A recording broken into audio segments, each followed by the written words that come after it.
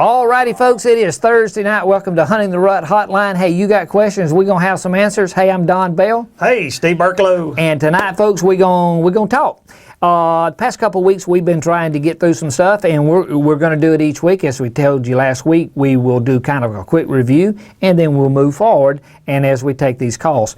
Steve, last week, past couple of weeks, we're talking about recovery of the whitetail. Mm-hmm. And guys, that recovery is happening all over the U.S., all over the regions, but in a different way, at a different speed, and at a different pace, and there's a reason for that. Mm-hmm. And so as we come back, we're going to talk about that recovery a little bit, and we're going to get into some of the diseases that whitetail have to deal with, and hunters we have to deal with, and what causes it, and what are the options on that. Yeah. And so we'll get into that, and we'll come right back. Stay tuned. Hey, get on the phone, call somebody.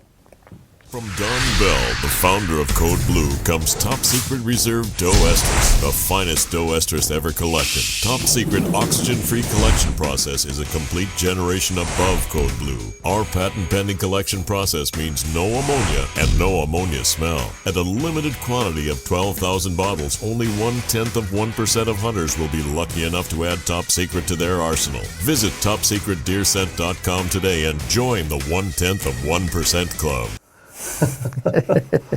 Okay, folks, we're live, we're back, and look, take a moment, get on the phone, call your friends, tell them, hey guys, we're live, and if you got questions, call your friends and say, listen. And one of the things we want them to notice, Steve, is that every week, and notice tonight, guys, where everybody's calling from, and my Lord at the Facebook questions, man.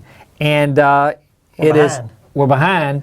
And there's a reason for that, and you'll see, man, and just notice that it is from all over the country. Yep. And that's what's neat about this thing, folks. This is about you. It's answering questions where you live tonight here in April.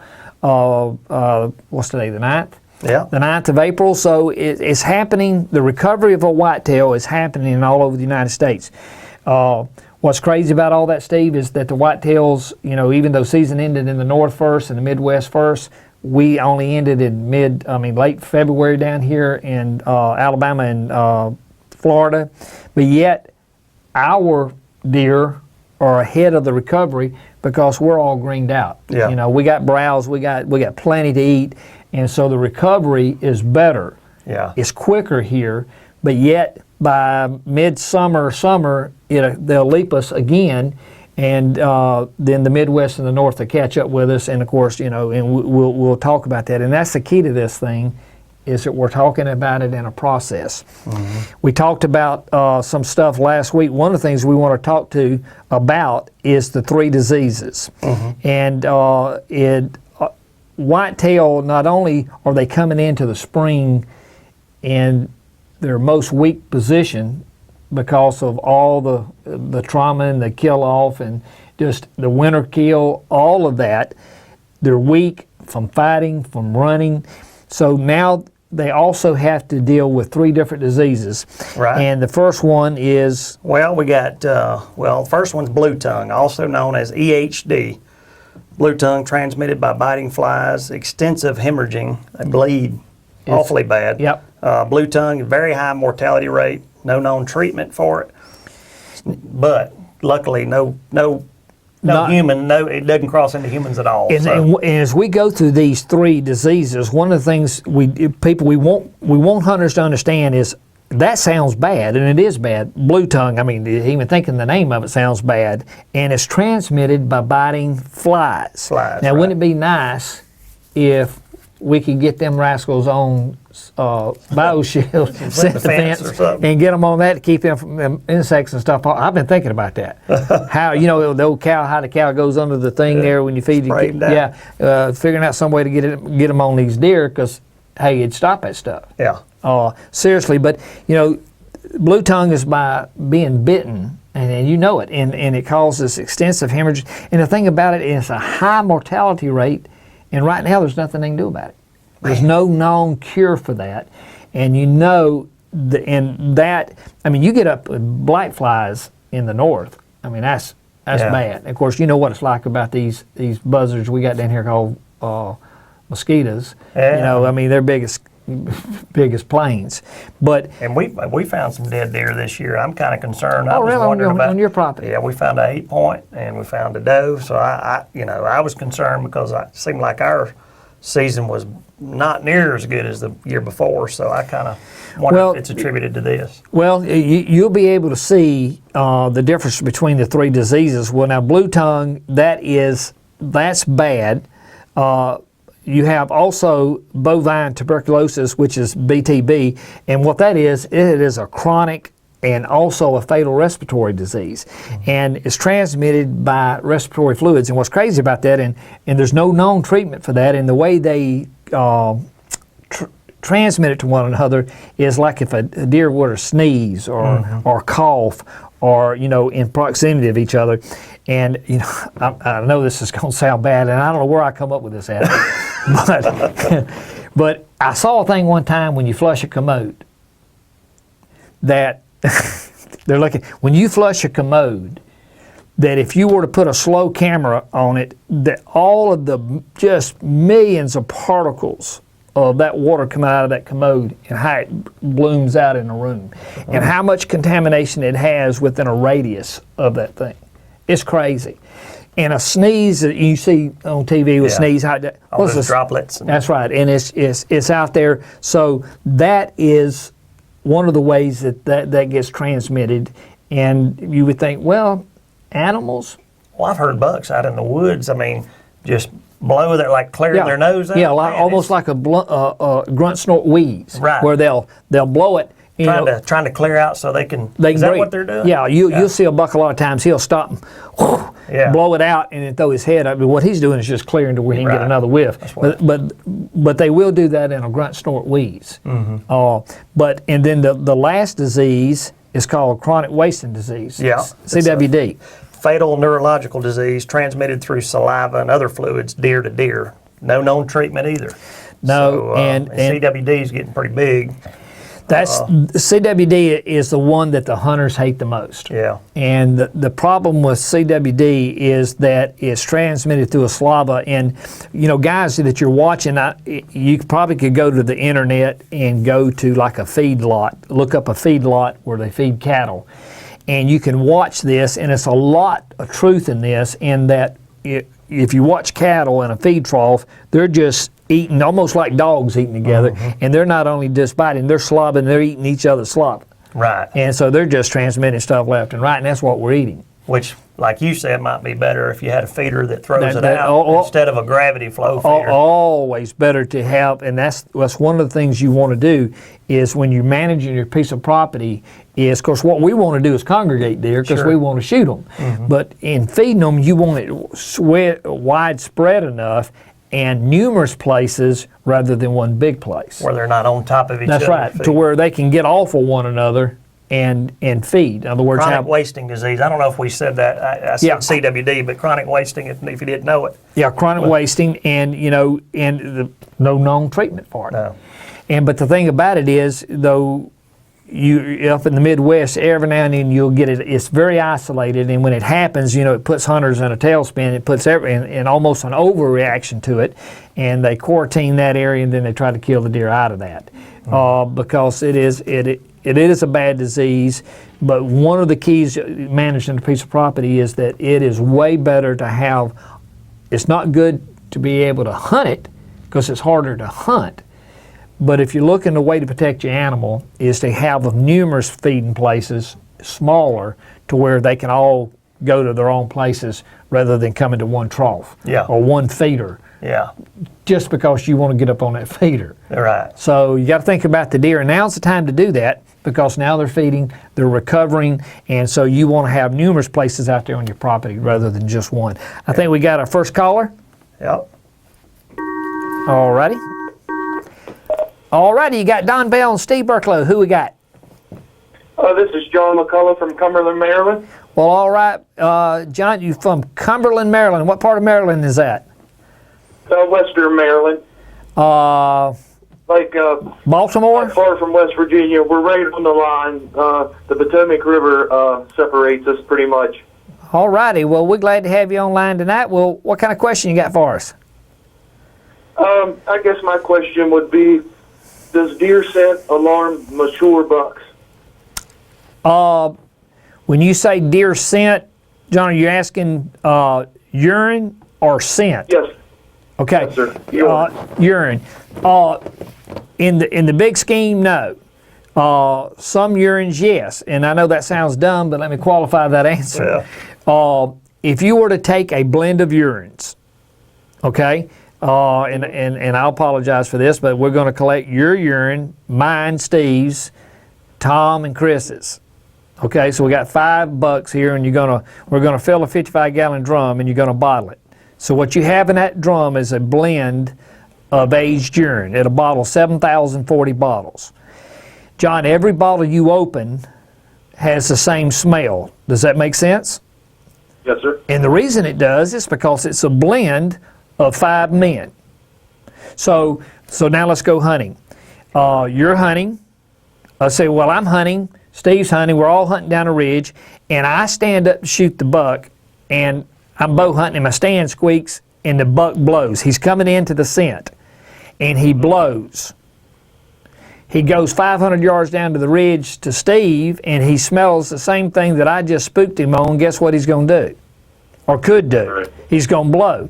Guess what he's going to do when he gets to Tom and to Chris? And when he gets to you, bless your heart, all he's doing is hauling butt, and you're wondering, you're sitting still like a church mouse. The reason is that buck has now associated danger with that smell. Mm-hmm. Now that means I screwed everybody on that ridge up. That's a blend of urines. What Top Secret does, are you familiar with Top Secret?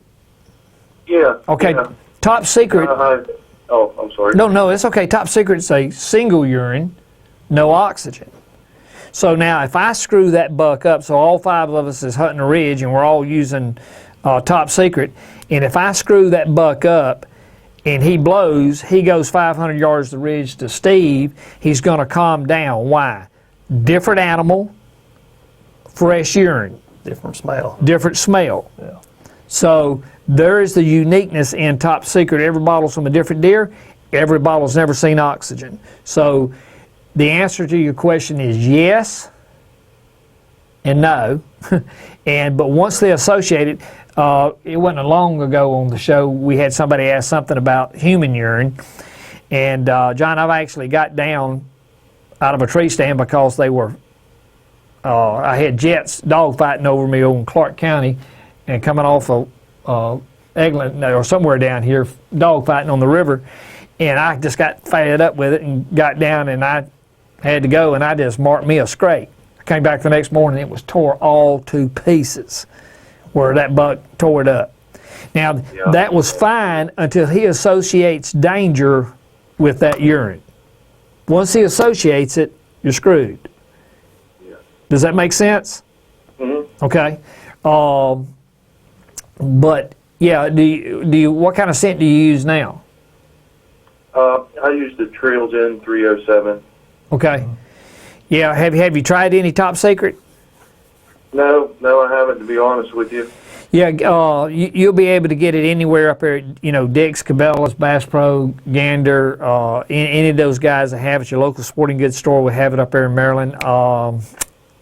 My gracious. Don, if I can put in one thing about this, talking about this also, Joe, if one thing I've noticed with Top Secret, which I've never experienced with Code Blue or Tinks or anything else, a lot of times whenever I use those, does get real skittish.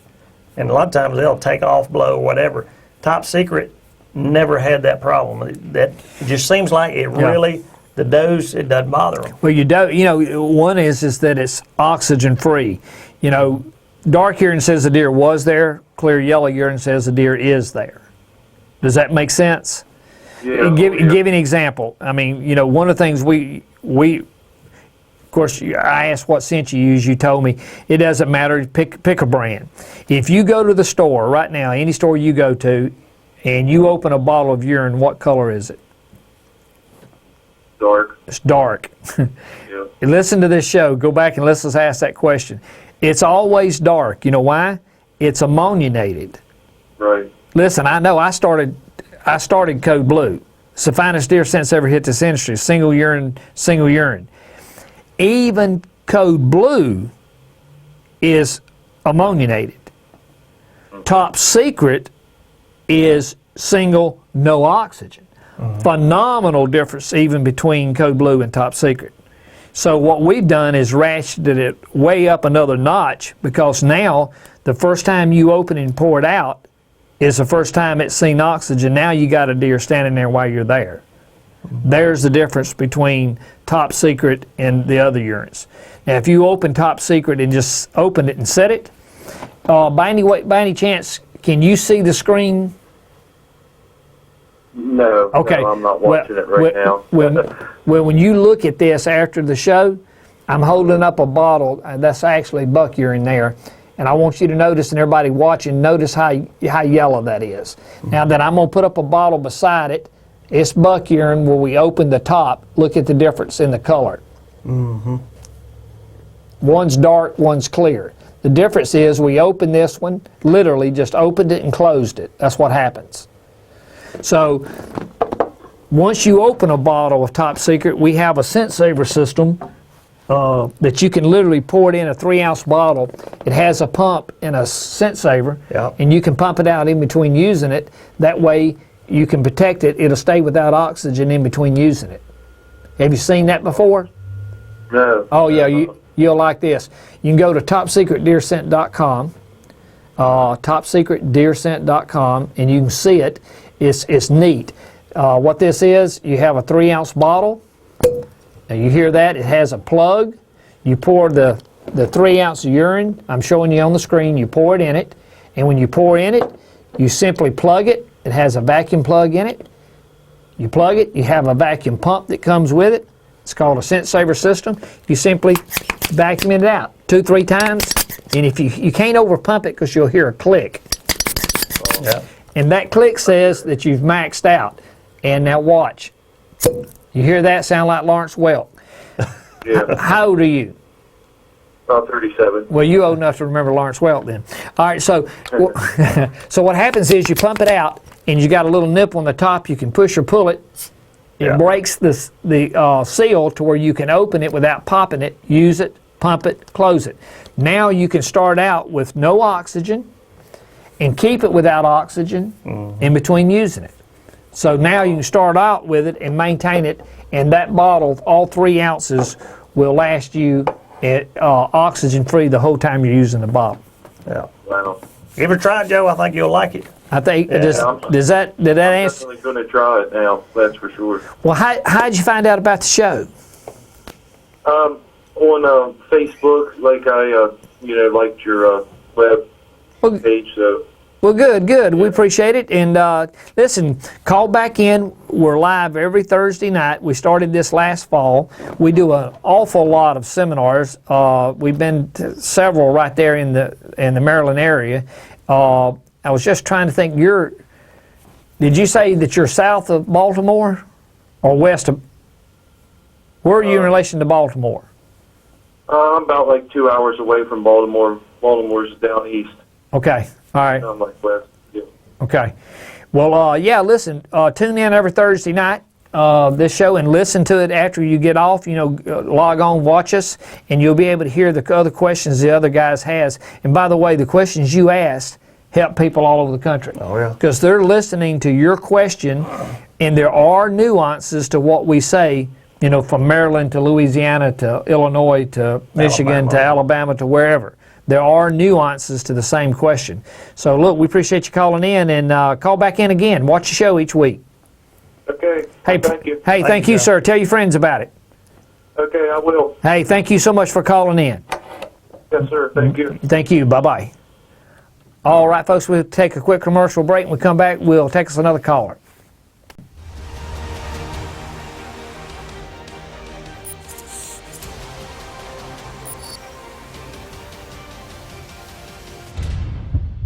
Rise and shine. It's time to hunt.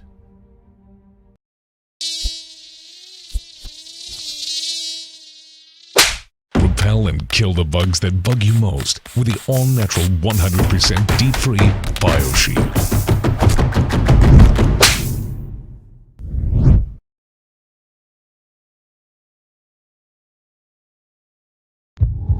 You've waited your whole life for this moment. Don't spoil your opportunity because of poor preparation. Keep your optics clean and fog-free for a clear shot every time. Fog Zero. All right, Big Steve, we're back. We're going to catch up, squeeze in a few Facebook questions here in between the calls. What we got? All right, let's see, Don. We got, why do deer grow velvet on their antlers? All right, and you got Sue Moss from Antigo, Wisconsin. What velvet is sort of like a scab. Sue, I don't know if you played baseball or softball, and you slid into second base or third base or home base, and you slid in, you got that little strawberry burn. And then it starts, of course, it's going to form a scab. And you can remember as a child picking at that scab, and your mom says, hey, quit picking at that scab. If you don't, it's going to leave a scar. The reason you're picking at it is because it is healing, it's shrinking, it's itching, so you want to pick at it. Yeah. Velvet is like a scab. Yeah. And so it protects the blood just going through the velvet as the antlers are hardening, and of course we talked about this. It's crazy, Sue. They grow an inch a day. Yeah. Isn't that unbelievable? It Up is. to an It is. inch a day. Yeah. I mean, if you could put slow-mo on a time-lapse camera on one buck and watch it, it'd be crazy. Yeah. But yes, so that's what that is. It's almost like a scab, and the reason that they rub to take it off when they do is that testosterone level's coming down. You did it. Did I do it right? Did you see me look at you?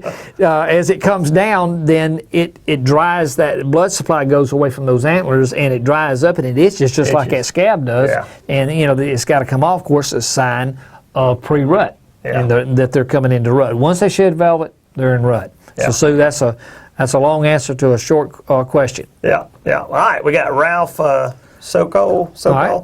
White Bear Lake, Minnesota. Can deer see in colors? Almost all people, Ralph would say the answer to that is no. And I tend to agree with that. They see in shades Right.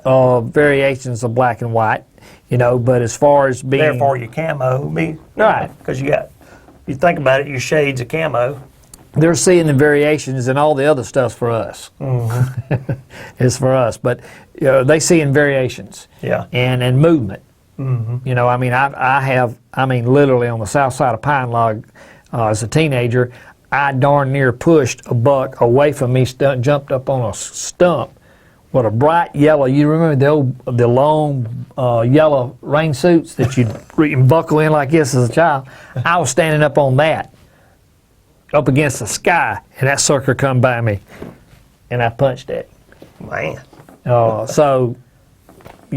the answer to your question is yes. Deer, do deer see in colors? They see in shades of black and white. Yeah, not necessarily colors. Yeah, they're basically shades. color blind. Black and gray and That's right, shades of black and white. Right. Yeah. All right, we got Facebook. Jason Randall from LaSalle in Illinois. What is deer antler composed of? Bone. Unlike a cow, where it's hollow and going up, an antler is bone. And it grows from, a cow's horn will grow from the base out up. The antler will grow from the base, but then it starts growing from the tip out, thus an inch a day, but it's solid bone. Yeah. All right, we got Robert Petty from Winchester, Tennessee. What's the best scent to use during pre-rut and the rut for those of us who have a rut that comes in and out? And people up north are going, huh? What's he talking about? Yeah. What do you mean a rut in and out? I don't know that.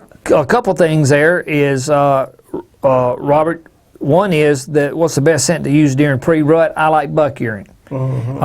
Start with buck urine, use it every day of the year. It's going to start good and it's going to get better. I will use some doe urine early season, especially if I'm just wanting to put a doe on the ground. Yeah. But outside of that, I'm going to use buck urine. Starts good, gets better. Now, having said that, what I wanted to touch on, Steve, was where it comes in and out. There, I think he's talking about the peak of the rut. And, and guys up north, what Robert's talking about down here in the south, extreme, the deep south, because southeast, but more so the deep south, the peak of the rut is not as pronounced like in Illinois or the Midwest, the 1st through the 10th of November. Down here it's more ebb and flow. Ebb and flow. I mean, doggone. I mean, the peak of the rut in Alabama, most people would tell you it's the end of January. They just extended us to the some parts of it to the end of February, or the middle of February. About the middle, yeah. Yeah, the middle of February. And truly it's somewhere between the end of the January and the middle of February. Heck, 2 weeks ago, I meant to tell you this last week, 2 weeks ago on a Saturday, heck, we saw a buck cross from the lake or at the house over, still had a set of rack on his head coming across. Dang. 2 weeks ago. Still, yeah. All right, who else we got? We got Brian Polstra. Let's see, how early in the season do you use the cover scents or the attractants that maximizes the effect? You want to use a cover scent, and Brian, I'm assuming... Scent defense, you reckon? Yeah. The new product. Right, scent defense. Let's see, how many instances do you use the... Opening day. Yeah, I mean, anytime you're in the woods, even scouting. Absolutely. Look, guys, think about this. Brian, even if you're going to go scout, so it's opening days next week, so we as hunters, we get out and go through the woods and we go scouting where we want to do. Well, look, while you're scouting, you're educating that buck. And you got tick protection. That's right. But now, what Steve's talking about, Brian, is our scent defense. And scent defense is 3-in-1. It not only kills a human odor, it also kills ticks, mosquitoes, chiggers, black flies, any kind of biting insect, plus it's an attractant. So what happens is, you not only want to use it in season, but Brian, you need to use it, Steve, they need to use it when they're scouting, because all you're doing is educating the deer. Yeah. So you want that protection, and that protection away from his nose while you're scouting as the same way. And of course, during in the hunting season, well, I think we got us another caller. During season, obviously start with buck urine and go and add estrus during the peak of the rut. Yeah. We got us a caller? All right, we do. All righty, you got Don Bell and Steve Burklow. Who we got? You got Kim from Missouri. Big Kim. All right. St. Joseph. Where's that? Indeed. Where's that near, Kim? We're just north of Kansas City. Kansas City. Big deer. Yes, sir. Are you from there originally? Oh, yeah. Yeah, mercy. You got some good deer up there. Yeah, not bad. No. You got some good deer up there. Isn't it amazing how they know that Iowa line, though? Oh, yeah. Yeah. Yeah, Iowa and Kansas. That's right. It's but hey, absolutely, you ain't got to step down to nobody where you live. You got some good animals out there. What kind of question? Yeah, absolutely. Kim, what kind of question you got? I'd like to know what's a good pre-rut scent to use during early bow season here, which is September, October, early October. Yeah, your season comes in usually about the 1st, right? Yeah, October. Yeah, you're in what, about the latter part of September you come in archery season? Yeah, I think archery season opens around the middle of September, I believe. Yeah. Okay. Most states is like Steve's talking about in October, but the earliest state that comes in, believe it or not, is August 15th. And that's the southern zone, the southern half of the state of South Carolina. That's crazy. I mean, in fact, if you want to kill a buck in velvet, it's not hard to do, Kim. All you got to do is go hunt the opening day of bow season in the state of South Carolina, August 15th, they're still in velvet.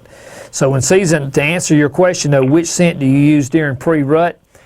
It begs the question, what the guy we just was talking about on Facebook question, is that when season comes in there, and in Missouri where you are the majority of the bucks in or out of velvet? Usually they're out by the time bow season starts. That's right. Yeah. And so what happens is the rut is in 3 periods. You got pre, peak, and post. And so in pre-rut, that means they're coming out of velvet. That means biologically they are in rut, Kim, and that means he can breed. I didn't say there was a doe in, but he can breed. And so he's out of velvet, and they're starting to come out of those bachelor groups, but they're still in bachelor groups, especially, they're still running together. Your biggest bucks are breaking out first.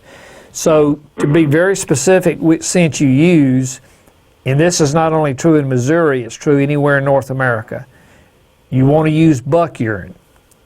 Now, if you want to use buck urine. Buck urine. Okay. Buck urine. Yeah. The number one scent sold in America, Kim, is estrus. And the reason is it because most people use estrus, they think the rut is when a buck's chasing a doe. Right? Do you use deer scent now? Usually, yes. You use estrus? And usually I use estrus, yeah. Right. And that's very common. If you were to take America as a whole, all 14 million deer hunters, 85% of the scent sold in America is sold in a 3-week window. The reason for that is they think it's the rut. The rut is not when a buck's chasing a doe. That's the peak of the rut. The peak of the rut is when the majority of the does are standing. And so that's when most people use estrus. Your question, and it's a good question, which scent do I use during pre-rut? And the answer is buck urine. And we have it, are you familiar with Top Secret? No, I'm not, actually. Well, let me tell you, I don't know, can you see the screen? No, I'm watching a hockey game. I'm sorry. Oh, that's okay. That's all right. When you get, I'm paying attention to my blues. No, that's okay. Look, You can go back and watch it. Yeah, when you get through, you can just log on. Actually, tomorrow you'll be able to log on and see us talking to you, and you'll be able to see the product we're holding up. Top Secret is single urine, no oxygen. Are you familiar with Code Blue? I've heard of it. Okay, Code Blue is single urine. What deer scent do you use? Any particular? Typically, I use Tinks. Okay, I bottled Tinks for years. Tinks is a blend of urines. And what I mean by that is we had a caller called in a few minutes ago and asked something similar. If you were to take, there's 1, 2, 3, 5, 4 men in here, and if we were to take you, that's 5, and if we all, and this is terrible, but if 4.5, so if we filled up a 55-gallon drum, it would bottle 7,040 bottles. And so all 7,040 bottles smells the same if you were to open them and smell them. And the reason for it came out of that drum. Does that make sense? Sure, absolutely. So now then, that means, and I know this for a fact because I bottled it, but I used to batch 10 drums a day.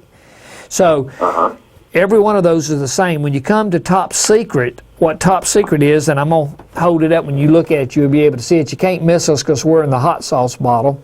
And you'll be able to get it at any of the national chains. You can get it at Dick's, you can get it at Cabela's. You'll be able to get it at Gander. You'll be able to get it at any of your retailers, your independent store. But Top Secret is 3 ounces for $14.95. But if you look at it on screen, what you'll notice is that it is a clear yellow. When you opened a bottle of the scent that you use, what color is it? If I remember correctly, it's kind of a brownish color. You remember correctly. Yeah, that's exactly right. And there's a reason, Kim, that it's brown. Oxygen ammoniates urine. It's a natural process. So all the urines on the market, every brand that's out there, is ammoniated. It says dark urine says a deer was there. Clear yellow urine says a deer is there. Yeah, that's one of my aha moments. Look, I tell you something to do tomorrow, and that's going to sound dumb, but I want you to do this because of what you just did. Get you a jar and go outside and urinate in it and set it down.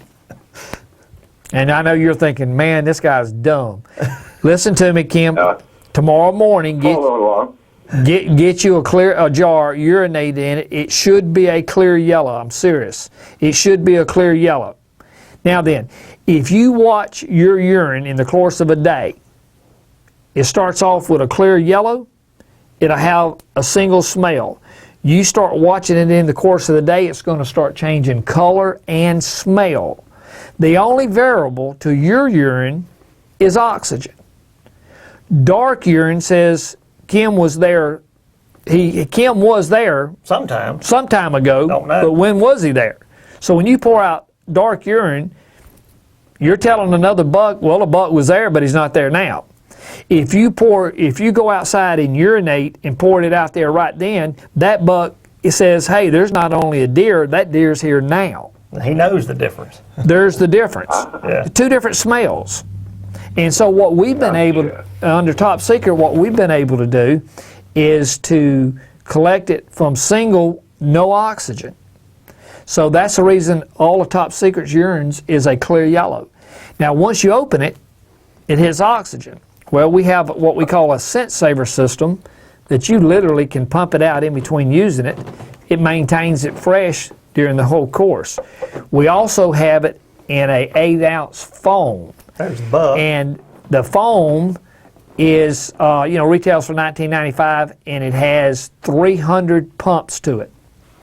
So you can literally just walk through the woods and just foam it. So each time you foam it is the first time it hits oxygen. Does that make sense? Absolutely. Now, Kim, you watch this. Do you use a scent drag? You ever use? Sometimes. But you've used. Sometimes not. Okay, but you've used one before. All right. So now watch this, and everybody's listening to our conversation. That's what's neat about this show. Yeah. Kim, I want you to, if this was daylight, and if you got up out of your chair right now, and you put a scent drag on, and you poured urine on it, and you walked out your door, went across the road, went up on the ridge, and climbed up in a tree, which way is the scent the freshest? Where you started or where you ended? Should be where I ended. Yeah, most people, it's going to be actually fresher where you started, stronger where you started, because it's going to get more ammoniated as you go. Of course, you're starting with ammoniated urine. Now watch this. Oh. Now watch this. I'm a buck. I come walking down in front of your house and I hit that scent trail. What I'm going to do is I'm going to turn and come back to your TV where you're watching TV while you're freezing your butt off up in the tree over there, because the scent is fresher back this way. Now, if you were to take Top Secret and take the foam, you literally, it's 8 ounces, so start at your chair and you foam it. That's the first time it hits oxygen, just like Steve just did. You walk 15, 20 yards, you foam it. 15, 20 yards, you foam it. You foam it all the way to your stand. Now then, the first one is the first time it hits oxygen. The second one is the freshest. The third one is now the freshest, so on and so on. So now when the buck hits it, he turns and he goes to the stand instead of to your seat. Does that make sense? Absolutely. Yeah. That clears a lot up. And it's it is a very... Help me out. Help a brother out. Listen, I apologize, Kim. They're sitting here, and he's sitting here with foam on his hand. I couldn't figure out what they were laughing at in the control room. And he sprayed this stuff on his hand. I wiped it on my leg. Sorry about that. So thank goodness it ain't real deer. Yeah, what we were showing you there doesn't have the urine in it, or we'd have done something. Yeah, we'd have been out of here. But look, seriously, Kim, it will change the way you hunt. You use buck urine every day of the year. You start the opening day of bow season, any buck's going to come to it because they're in bachelor groups. They're not coming in because he's mad. Now then, you don't care why he comes in, young buck, big buck. You just want him to come in. They're coming in to see who the new kid on the block is. Right. But now watch this. Take the same buck urine, Kim, and use it during the peak of the rut on a primary scrape. Now that's like coming home smelling Old Spice cologne, knowing that you don't wear it. You see my point? Now he's mad. Yeah. He's not mad. You're not mad if you smell Old Spice at CVS at the drugstore at 5 o'clock in the afternoon on the way home from work. But let your butt come in tonight after that ball game you're watching and smell Old Spice cologne. Now you all been out of shape. You're smelling the same thing, but it's not what you smell, but it's when and where you smell it is your reaction to it. Does that make sense? Sure. It does. Sure. And, well, look, how'd you find out about us?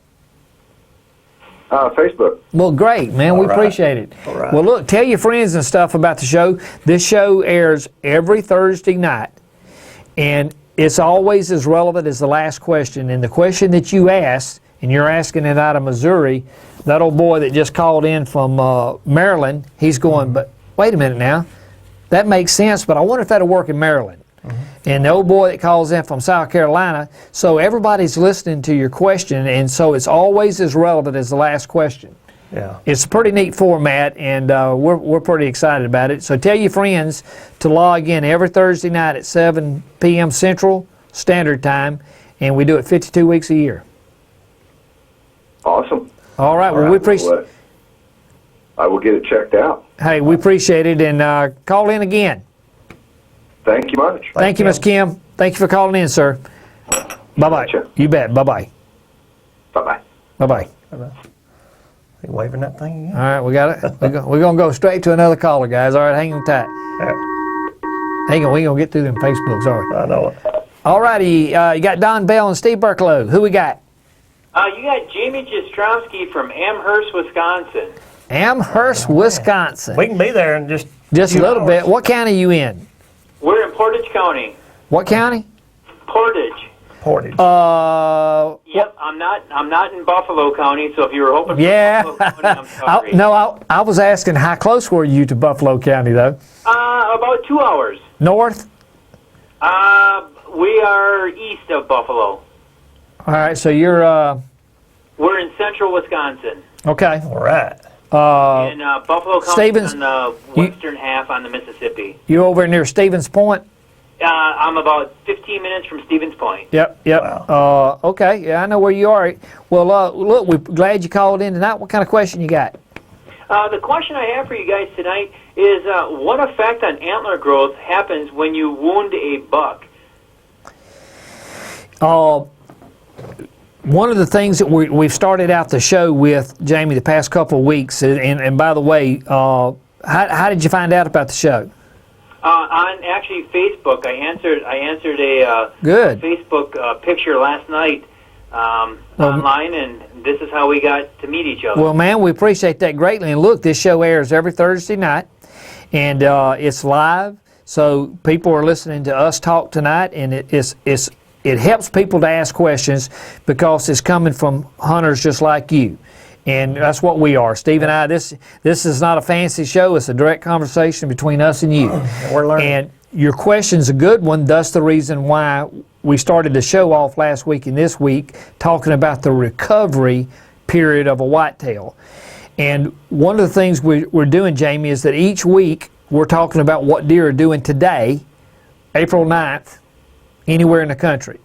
And what deer are doing, they're in a recovery period. And what's crazy is that if a deer gets wounded, yes, it does affect the health of the deer. It could. The deer could recover from it and get healthy again and be fine. But there's a lot of things a deer brings to spring. And in Wisconsin, the Midwest, you got the winter kill, you got human killing them, you got traffic, those that were wounded, you got predation on them, you got all that stuff. So all of them are coming at a different physical level of health to it, right? Yep. Like right now, this is what's amazing. Art, you're in central Wisconsin. Are you still, how cold is it up there right now? Today was about 38 degrees. 38 degrees. Now this is what's amazing. We're sitting down here, we've been cutting grass down here for a month. And my grass is quite brown yet. It was 38 degwees and a driving rain. Wow. Oh yeah, and see, so now think about that a second. 80 here today. 80 degrees, and we're in shorts, and literally you put suntan lotion on down here. But here's the deal with it. We've got animals. I was telling Steve in the show a few minutes ago, 2 weeks ago, up in central part of Alabama, I had a buck step across the road, full set of antlers. This is 2 weeks ago. Wow. Now, here's the deal. Your deer is coming off of that winter kill. You see how cold it is. You still don't have browse and stuff. Bless their heart, they're still eating what's left over. They're eating the bark. They're yarded up, which is a phenomenon in the Midwest, Northeast. We don't have that down here, Jamie, because we got enough food in the area. So they're really struggling still up there in the Midwest. Stressful. They're stressed. We're sitting down here in the southeast. We got browse everywhere. Everything's in full bloom. So our deer are already ahead of your deer in recovering, but yet your deer will catch up with us, and so it's kind of like a leapfrog thing. Yep. And what we have is my parents are farmers up here, and I live close to the farm. And I don't know if you guys are familiar with silage bags. Oh, yeah. They look like the big toothpaste tube. Yep. We have several corn silage bags, and when you come down our road where we live, it's just crazy. They're eating right out of there. There's 20, 25, 30 deer every single night, and we know a cut-off soybean field, and they're out there looking for whatever they can find to eat. I mean, it's just crazy. Yeah. And think about it. Yeah, it's tough. I mean, we just don't have the winter kill that you do. No. Yep. I mean, that's not heard of down here. Now it can get cold down here, but it's just not going to kill. I mean, it'll kill some if it's because they're just not. That long, they're right. It's just it doesn't hold it. So your animals are really struggling. So this is a recovery period. While we're way ahead of you, we're a good month, a month ahead of you in recovery. Our deer's already getting over on that. Where you're not going to start getting stuff over into May. Mm-hmm. Yep. Before stuff starts budding out up there. But so there is a difference between the regions. But Wisconsin, man, you're in a mighty fine place to hunt, though. Yeah, we have a lot of deer, and we have a lot of. Well, I'm fortunate to have a lot of private acres that I can hunt on, where I don't have to worry about anything, and can set my stands up and take my kids in and out. And I'm fortunate that way. The reason why I asked the question about what happens when you wound a buck is last year when I was hunting down in southeast Kansas, I unfortunately had a bad experience where I wounded a really, really nice animal, and I spent a lot of my time and a lot of the time of the guys I was hunting with from Foxtown Outdoors trying to recover the deer. We had some good blood, but several weeks later, we still had him on trail cameras. They sent me pictures of him and saying he's still out there. So we're very, very interested to see what's going to happen to him this year. He was probably, we called him Goalpost because he was such a nice animal, and I just wasn't able to put the killing shot on him. It was a good shot when I took it, and for whatever happened, it happened. Bow shot or gun? It was a bow. Okay. Yeah, I've seen some. A whitetail is just an amazing animal. It's amazing what they can take and survive. Would you think it would be severity depending on what it does to their antler growth, or? Well, obviously if they're in poor health, physical health, he may survive but be in a weaker state. Yeah. Therefore his antler growth may not be the same. But as long as he's recovered and it has it in his his stamina's there. He can eat, and that part's back. That should keep his hormone levels. Yeah, as long as he does that, he should be fine. That what affects antlers is that while they're in development, while they're growing in velvet. In essence, you damage a buck in velvet, then you're gonna screw his rack up. Yeah. And of course, they're really protective of those antlers in velvet anyway. I mean, they're really peculiar when they're growing like that, but. I guess one of the stereotypes that I was always taught as a kid, I'm a 41-year-old hunter, been hunting since I was 12 years old. My kids are hunting now. My two daughters are hunting with me, which is awesome. That's neat. And I was always under the stereotype that when a buck is wounded, his opposite side antler growth is affected. I guess I'm asking, is that a true statement? I don't know that it would be. Anytime you say absolute something on a whitetail, it's always not the best stance or position to be in. But I don't know that, because you mean like if an animal, let's say you shoot him on the right side, they're saying on the left side it's going to affect his rack? Correct. Yeah. No, I don't know that there's any direct correlation with that. But where the correlation is in the damage of a buck is whites and velvet.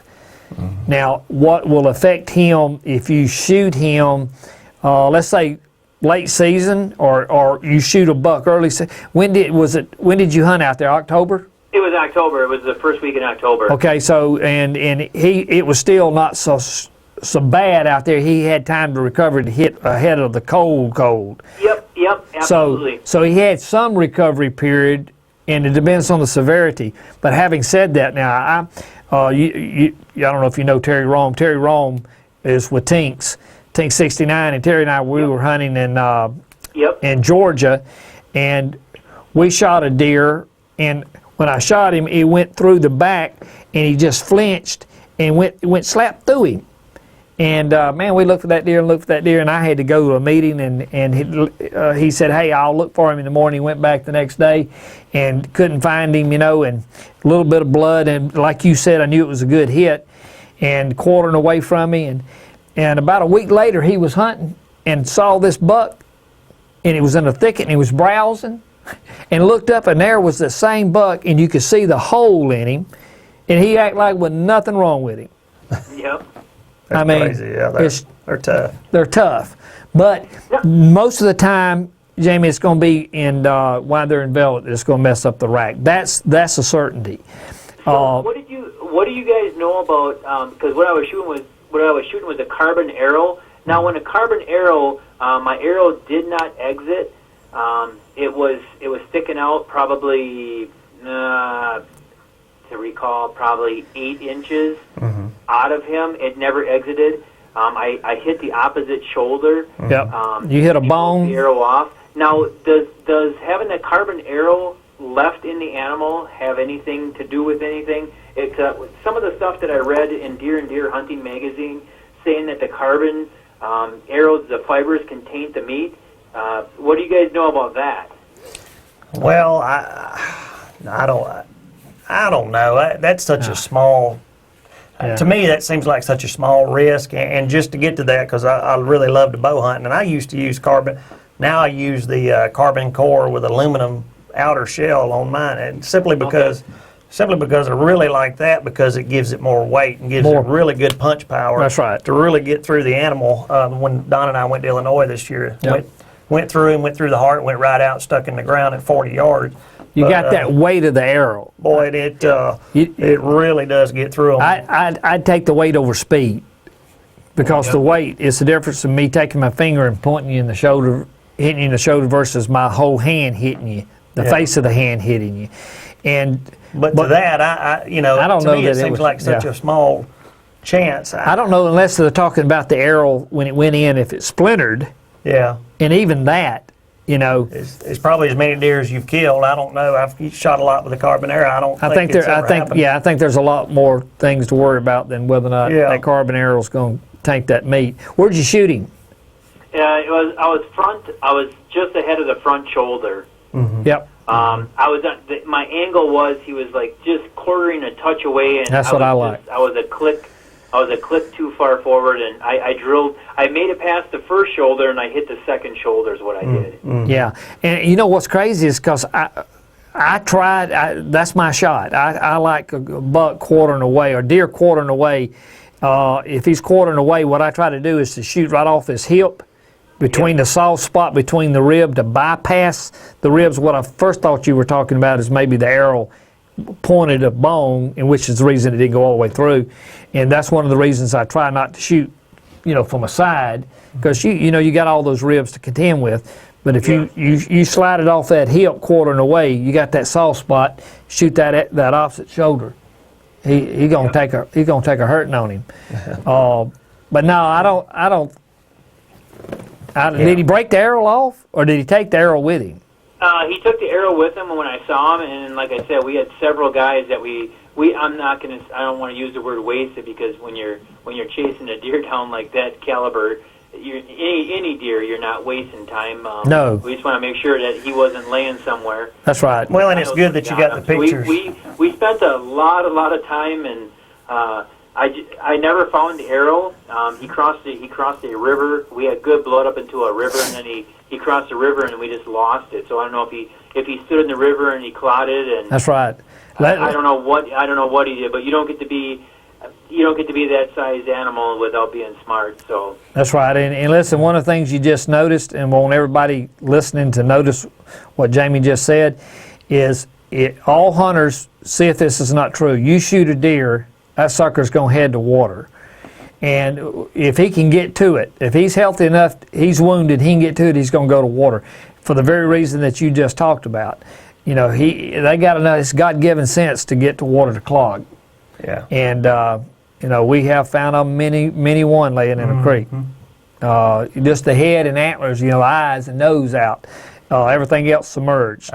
First one I shot during bow season in Alabama last year, his head was face down in the middle of the creek. Yeah, going to that water. So that's common, but they can take a lot of abuse, Jamie. So, they're a crazy animal. And like I said, I was fortunate to have a shot at him, and I went back in November down in Kansas, and we have pictures of him on the trail cameras yet. So maybe I'll get him this year. Crossing my fingers, he's going to be there this October for us. There you are. Hey, let us know. Send us pictures of him. Absolutely. Hey. I can shoot you guys a picture of the shot. AJ Terry, one of our guys we hunt with down there, he sent me a picture of one of the trail cameras. You can see right where my arrow entered him. Wow. Send that. Yeah, we'd love to do it. We'll show it. Absolutely. I will get you guys that picture. It's just it was one of those deals, like you said, you've been hunting so long, and up in Wisconsin here we have the biggest one I've ever shot's a 152-inch 12-pointer. Very, very nice animal. And of course, the first night out in Kansas, it was pouring rain, monsoon. We couldn't get out. The second night, windier than nuts. It's always a north wind in Kansas, it seems like. And no trees. We got out in the stand, and I had a north wind right in my face, and I let probably a 145-inch deer go because I saw this one out in the bean field eating, and I got my shot at him, and I just couldn't close it. It was completely on me. And that happens. That happens. But listen, I mean, that's the reason why we hunt. It's not just the killing part. Everybody does that. That's right. I mean, that's nothing wrong with that. You give the animal his due, and you keep looking for him, and there you are, and you hunt another day. Well, man, listen, we appreciate, Jamie, that you called in, and let's tell all your friends about the show. Absolutely. I appreciate you guys having me, and I can learn. If you ever want to stop learning, that's your fault. You can always learn something. You got that right. We learn stuff every week on this show, and because it's amazing. And if you go back, and these shows are, you know, if you can't see it live because you're calling in, you'll be able to see it tomorrow. You can log in and see us talking to you. But then you can go back to all the other episodes, and it's pretty amazing where people call from all over the country. And listen, and Jamie, start listening to the nuances, because the nuances is what we need to pay attention to understand the push and the pull of that whitetail. Man, I've learned so much since the first of the year. It's humbling, it really is, and because we're all in this thing together. But a whitetail is a habitual animal, and this show is about the year in the life of a whitetail. We're talking about what whitetail are doing today all over the country, and makes a difference. Right now today in Kansas, that buck is recovering in a recovery period, and you hope to be able to get on him this fall. Yep. Right. And so what I love about Kansas, and I talked about it, I'm sorry to take up your time, Kansas has a great deal going on there as compared to what we have in Wisconsin, where you can only shoot one buck in Kansas, and that's why they have the animals they do. Wisconsin here, I can buy a gun license where I can harvest a buck with my rifle, and I can also harvest a buck with my bow. Where Kansas, you can only shoot one buck with a bow, a gun, a slingshot, whatever you want to use. and that's why they have the kind of animals they have there. We have the population here, but we just don't have the quality. Hey, we're looking at Big Dog sitting over here. He's going to Kansas this year. Yeah. Well, you're talking about that. Selling outdoors. You guys got my number. Call us up. We'll set you up. We'll get you down there. Well, we understand because look, we're in Alabama where I grew up, and of course in Florida here where Steve is. Up to just a couple of years ago, you could kill 146 deer a year per hunter. Holy, it's crazy. Crazy. You could kill a buck per day. You could kill a buck a day, That's no and lie. a buck and 2 does a day. Isn't that crazy? And legally do that. Now they just took that to what, $5? Four bucks. Yeah. A lot of Alabamians ain't got that email yet. They're still of the old school. We're sitting on about 262 acres of private land, and we're quality deer management. And we know we have some nice animals. Yes, you do. What happens for us is our winters are so hard and so long. I think last year we set a record for like 45 or 47 days below zero. I mean, wow. It never got below zero.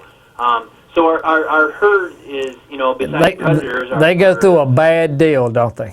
Our wolf population, our DNR introduced the wolves, and now that's a whole nother mess. Just another right there. another iron ball that they have to drag around to recover from. Yeah. Exactly. Let me ask you. We get snowfall, and it's just, it's hard on the herd. So long. Yeah. I mean, you got a true long winter. Are you just outside of the dairy country? We're actually in the dairy country. Okay, we're actually in the dairy country. My parents that's probably 15 years ago we were dairy farmers. A lot of small family farms around the area, milking between 50 to 100 cows. Now there's only really probably two family farms left. Yeah. And there's several farms now that are milking 3,000 to 4,000 cows. Yeah, I know it is. 24/7. Yeah, wow. And we hunt up there in Buffalo County, down around Oliva, Mandovi, south of Eau Claire, and those dairy farms. You can get to those little dairy farms, but now they're consolidating and getting bigger. And of course, everybody knows about Buffalo County. City. Yep. Well, look, man, we do appreciate you calling in, and Jamie, call in again. Tell your friends about it, and listen in each Thursday night. Send them pictures. I appreciate you guys listening to me, and I learned a lot, and you guys are doing a great job. Keep up the good work. Hey, we appreciate you calling in and sharing with us. Hey, send us. Have a good evening. You bet. Send us that picture. I will. You bet. Thank you, Jamie. Thanks. Bye-bye. Bye-bye. I'm getting on to it. I know, man. An hour goes by quick, don't it? Folks, listen, they're running us out of here. Stay tuned. You'll be able to watch the show. All those that's live, you'll be able to see it actually tomorrow. Yep. Those that's calling in, sometimes the callers can see, sometimes they can't because they're talking. But the show will be able to see it tomorrow morning. They'll be able to see it over and over and over. Tell your friends about it. Let's let this grow. Every Thursday night, Steve, 7 p.m. Central Standard Time. We'll see you next Thursday night.